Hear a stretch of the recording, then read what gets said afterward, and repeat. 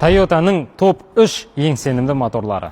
Үшінші орында бізде 2 AR FE моторы, 2.5 объемымен, ол бізде RAV4-да, Camry-да және тағы басқа Toyota'ларда тұрады. Бұларда алюминиевый блок болғанымен, ішкі цилиндрлары, яғни гильзалары чугунный болып жүреді. Ол значит сіздерге ұзақ қызмет етеді деген сөз. Кейбір модельдер 500 000 километрдан артық жүріп береді сіздерге. Және 2.5 объемның арқасында, 2 VVTi датчиктің арқасында расход топлива төмен болады.